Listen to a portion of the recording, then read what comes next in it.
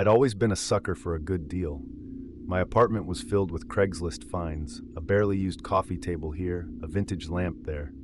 So, when I saw the ad for a lightly used camera at a fraction of its retail price, I couldn't resist. The ad was brief, but the pictures showed a top-of-the-line model, something I'd been saving up for months. I contacted the seller immediately. The seller, who went by the name John, responded quickly. He was polite, if a bit terse. We arranged to meet at his apartment that evening. I hesitated for a moment. It was a bit unusual to meet at someone's home for a transaction like this, but I shrugged off my doubts. After all, it was a great deal. John's apartment was in a part of town I'd never been to before. The neighborhood was eerily quiet as I pulled up, the streetlights casting long, unsettling shadows. I parked my car and double-checked the address he had given me. It matched the rundown building in front of me, its facade marred by peeling paint and overgrown weeds. I walked up the steps and knocked on the door, my knuckles echoing hollowly. After a moment, the door creaked open to reveal a middle-aged man with a gaunt face and sunken eyes. His thin lips stretched into a smile that didn't quite reach his eyes. "Hi, you must be here for the camera," he said, his voice raspy. "Yes, I'm Sarah," I replied, trying to keep my tone light. "Thanks for agreeing to meet me here." "Come on in," he said, stepping aside. The hallway beyond was dimly lit, the air thick with the smell of mildew. I hesitated on the threshold, but then chided myself for being paranoid and stepped inside. The apartment was sparsely furnished, with a couch that looked like it had seen better days and a single flickering light bulb hanging from the ceiling. John led me to a small table where the camera sat. It was just as pristine as the photos had shown. "Here it is," he said, picking it up and handing it to me. "Feel free to check it out." I turned it over in my hands, inspecting the lens and the body. Everything seemed to be in perfect condition. "It looks great," I said, looking up at him. "Why are you selling it?" "Just don't need it anymore," he replied, his smile tightening. "I used to be into photography, but I've lost interest." I nodded, feeling a bit more at ease. "Well, it's exactly what I'm looking for. Let me just get the cash." As I reached into my bag, I noticed a door at the far end of the room, slightly ajar. Through the gap, I glimpsed what looked like a wall covered in photographs. Before I could stop myself, I asked, "Are those your photos?" John's expression darkened. "Yes," he said curtly, "but they're private." "I'm sorry," I stammered, feeling the tension rise. "I didn't mean to pry." He took a step closer, and for the first time, I noticed how cold his eyes were. "It's fine," he said, though his tone suggested otherwise. "Just pay me, and you can be on your way." I quickly counted out the cash and handed it to him. He took it without a word, his eyes never leaving mine. As I turned to leave, I couldn't shake the feeling that I was being watched. I forced myself to walk calmly to the door, but as I reached for the handle, a loud crash echoed from the back room. Instinctively, I glanced back and saw John's expression twist into one of rage. "What was that?" I asked, my voice shaking. "Nothing," he snapped. "Just leave." But my curiosity got the better of me. "Is someone else here?" I took a step toward the back room, and John lunged at me, his hands grasping my arms with a grip like iron. "Get out!" he shouted, his face contorted with fury. Panicking, I twisted out of his grasp and ran for the door. I flung it open and sprinted down the steps, not daring to look back. I didn't stop running until I reached my car, my heart pounding in my chest. As I fumbled with the keys, I saw the curtains in John's window twitch, and his pale face appeared, staring down at me with an expression of pure malice. I drove home in a daze, my mind racing. What had I stumbled into? Who or what had caused that crash? The questions swirled in my head, but one thing was clear. I was never going back there. When I got home, I sat on my bed and tried to calm down. I decided to inspect the camera, hoping to distract myself. As I turned it on, I noticed there was already a memory card inside. Curiosity overcame my fear, and I inserted the card into my laptop to view the photos. What I saw made my blood run cold. The photos were of women, all taken without their knowledge. Some were in public places, others through windows of what seemed to be their homes. The final photos were the most chilling. They were of me. Shots of me entering my car, driving, and finally, walking up the steps to John's apartment that very evening. I stared at the screen, horror washing over me. He had been watching me, stalking me, I called the police, my hands trembling as I explained everything. They arrived quickly, taking my statement and assuring me they would investigate. They told me not to return to John's apartment and that they would handle it from there. Days turned into weeks, and I heard nothing. I changed my daily routine, always looking over my shoulder, never feeling truly safe. Then one evening, I received a call from the detective handling my case. "We searched his apartment," he said, his voice grim. "We found a hidden room behind that back door. It was filled with photos and recordings. He's been doing this for years." A chill ran down my spine. "Did you catch him?" "Yes," he replied. "We caught him trying to flee the state. He's in custody now." Relief washed over me, but it was tinged with lingering fear. I thanked the detective and hung up, knowing that while John was behind bars, the memory of that night would haunt me forever. I never used Craigslist again. The camera, once a coveted prize, now sat untouched in a drawer, a reminder of the darkness that can lurk behind a seemingly perfect deal.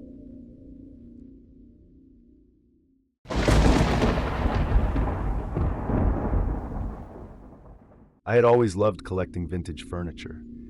There was something about the craftsmanship and history that drew me in. So when I saw a beautiful antique wardrobe listed on Craigslist for an unbelievably low price, I couldn't resist. The photos showed a piece in pristine condition, intricate carvings adorning its doors, and a rich, dark wood finish that gleamed under the light. I contacted the seller immediately. The seller, a man named Thomas, responded quickly. He seemed eager to get rid of it, which struck me as a bit odd. We arranged for me to pick it up the next evening.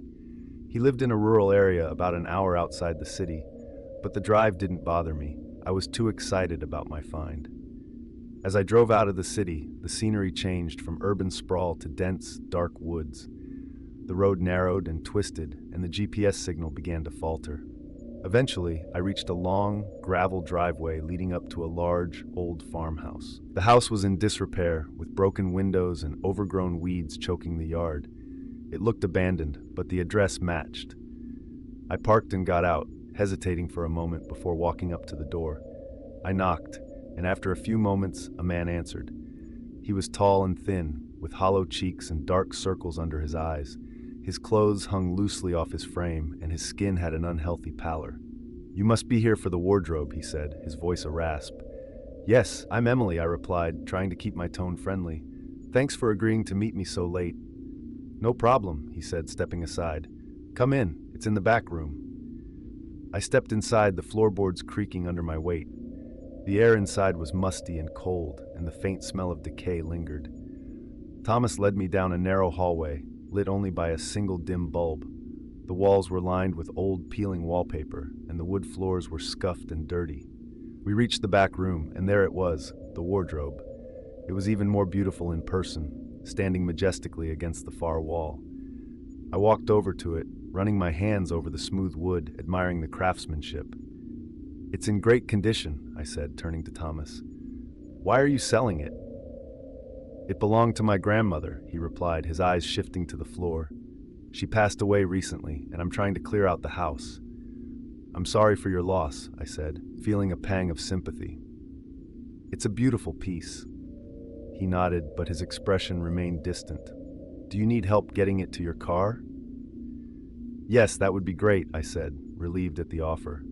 The wardrobe was heavy, and I wasn't sure I could manage it alone. Together, we carefully maneuvered the wardrobe through the narrow hallway and out the front door. The night air was crisp and cool, a stark contrast to the stifling atmosphere inside the house. We loaded the wardrobe into my SUV, securing it with ropes. "Thank you," I said, closing the trunk. "I really appreciate your help." "Take care," he replied, his voice flat and emotionless. I got into my car and started the engine, eager to get back home. As I drove away, I couldn't shake the feeling that something was off. Thomas's demeanor, the state of the house, it all felt wrong. But I dismissed my unease, focusing instead on how the wardrobe would look in my living room. When I got home, it was late. I decided to leave the wardrobe in the car until morning. I went to bed, but my sleep was restless, filled with strange, disjointed dreams. In one, I was in the farmhouse wandering through endless dark hallways. In another, I stood before the wardrobe, its doors slowly creaking open to reveal darkness within. The next morning, I enlisted my neighbor Mike to help me unload the wardrobe. Together we carried it into my living room and positioned it against the wall. "Nice piece," Mike said, admiring the carvings. "Where did you find it?" "Craigslist," I replied, brushing a speck of dust off the top. "Got a great deal on it." "Well, it's definitely a statement piece," he said, giving me a thumbs up before heading back to his apartment. I spent the rest of the day rearranging my furniture to accommodate the new addition. By evening, I was exhausted but pleased with how everything looked. I settled onto the couch with a glass of wine, admiring my handiwork. As the night wore on, I started to hear strange noises, soft creaks and groans like wood settling.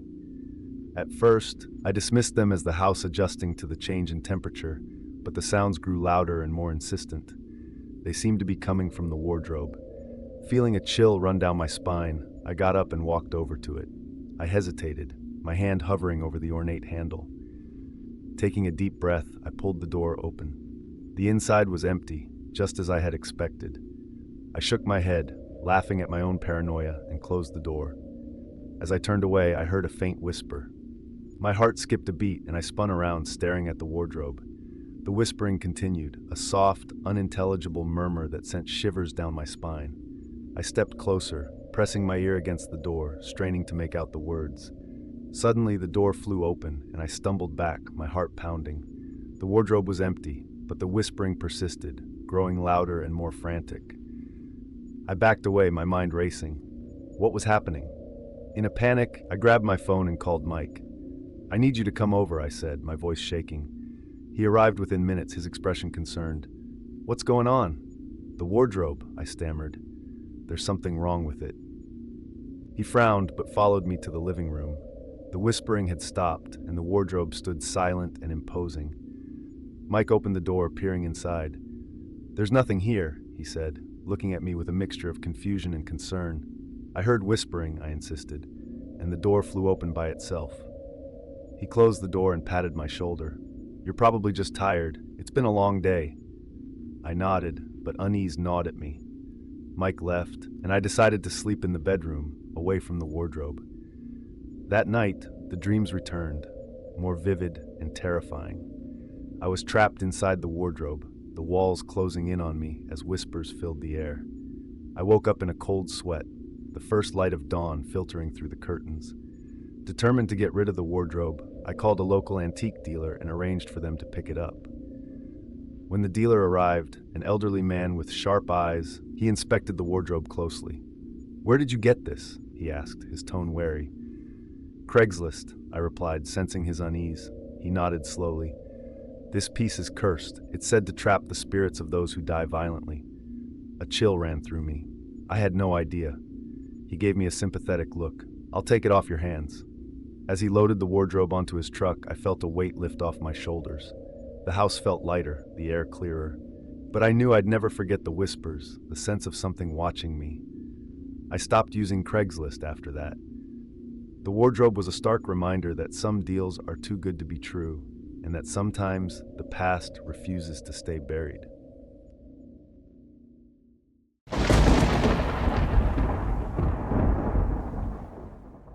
I was in desperate need of a roommate. Rent had been steadily climbing, and my job barely covered my bills. Living alone in my two-bedroom apartment was no longer an option. So I did what anyone in my position would do. I posted an ad on Craigslist. It didn't take long for the responses to pour in, but most were from people who seemed unreliable or just downright weird. Then I got a message from a guy named Ben. He seemed perfect mid-30s, steady job as an IT consultant, quiet and responsible. After a few email exchanges, we set up a time for him to come over and see the place. When Ben arrived, he looked every bit the professional he'd described. Tall, with neatly trimmed hair and wearing a crisp button-down shirt, he seemed friendly enough. We chatted for a while, and he mentioned he was new to the city and was looking for a stable place to settle. Everything seemed to check out, so I agreed to let him move in at the end of the week. The first few weeks were uneventful. Ben kept to himself, spending most of his time in his room or at work. He was clean, paid his share of the rent on time, and didn't make much noise. It was the perfect arrangement, or so I thought. One night, about a month after Ben moved in, I woke up to a strange noise. It was a low, rhythmic thumping coming from the other side of the apartment.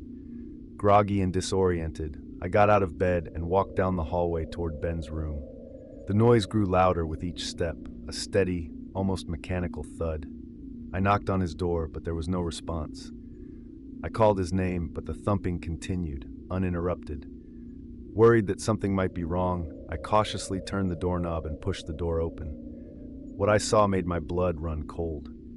Ben was sitting on his bed, staring at a wall of monitors that I hadn't noticed before. Each screen displayed live feeds from various parts of the apartment: my bedroom, the living room, the kitchen. He had set up cameras all over the place without my knowledge. The thumping noise was coming from a small machine on his desk, its purpose unclear. "What the hell are you doing?" I demanded, my voice trembling with anger and fear. Ben didn't react immediately. He continued to stare at the screens, his eyes wide and unblinking. Then, slowly, he turned to face me, a sinister smile spreading across his face. "Just keeping an eye on things," he said, his voice eerily calm. "This is insane. You need to leave now," I shouted, backing away. He stood up, his tall frame looming over me. "You're overreacting," he said, his tone still unnervingly composed. "It's for our safety." I ran back to my room and locked the door, my heart pounding. I grabbed my phone and called the police, my hands shaking as I explained the situation. They arrived within minutes and escorted Ben out of the apartment. He didn't resist, but the whole time, he kept that unsettling smile on his face, his eyes never leaving mine. The police found all the hidden cameras and the recording equipment. Ben had been watching me since the day he moved in, cataloging my every move. They assured me they would handle everything, but their words did little to ease my fear. For weeks, I couldn't sleep properly. Every creak of the floorboards, every gust of wind outside my window sent me into a panic. I felt violated, my sense of security shattered. I had the locks changed, installed my own security cameras, and even considered moving to a new place. But the thought of going through another Craigslist search terrified me. One night, as I was lying in bed, my phone buzzed with a new email notification. I opened it and my blood froze. It was from an anonymous address, and the subject line read, "Watch yourself." The email contained a single attachment, a video file. With trembling fingers, I opened it. The footage was grainy, but I recognized the layout immediately. It was my apartment, recorded from one of the hidden cameras. The timestamp on the video was from that very night. In the video, I saw myself walking around the apartment, completely unaware of being watched. The camera panned to a window, where a shadowy figure stood outside, peering in. The figure moved closer, and I could see a face pressed against the glass, Ben's face. I dropped my phone, my heart hammering in my chest. How was this possible? He was supposed to be gone. I called the police again, my voice shaking as I explained the situation. They arrived quickly and searched the area, but there was no sign of Ben. Over the next few days, I received more emails, each one containing similar videos of me being watched. The police increased their patrols in the neighborhood, and I tried to go about my life, but the fear never left me. I always felt like I was being watched, my every move monitored. One evening, I came home to find my front door slightly ajar. My stomach dropped, and I stepped inside cautiously, my phone ready to call for help. The apartment was dark and silent. I moved through each room, checking for any signs of intrusion. In the living room, I found a note taped to the wall. It read, "I'm always watching." I backed out of the apartment, my breath coming in short, panicked gasps. I called the police again, and they did another thorough search, but found nothing. They assured me they were doing everything they could, but I could see the doubt in their eyes. I couldn't stay there any longer. I packed a bag and went to stay with a friend, leaving most of my belongings behind. I couldn't shake the feeling of being watched, even in the safety of my friend's home. A few days later, I got a call from the police. They had found Ben. He had been hiding in the crawl space beneath my apartment, using a series of tunnels that ran under the building. He had been watching me through small holes he drilled in the floors and walls. They arrested him, but the damage was done. I moved to a new city, changed my name, and never looked back. The experience left me paranoid and constantly on edge, but I knew I had to move forward. Even now, years later, I still check every room when I enter my home, and I never leave my doors unlocked. Craigslist and online ads are a thing of the past for me. The memory of Ben's twisted smile and the feeling of being watched haunt me to this day.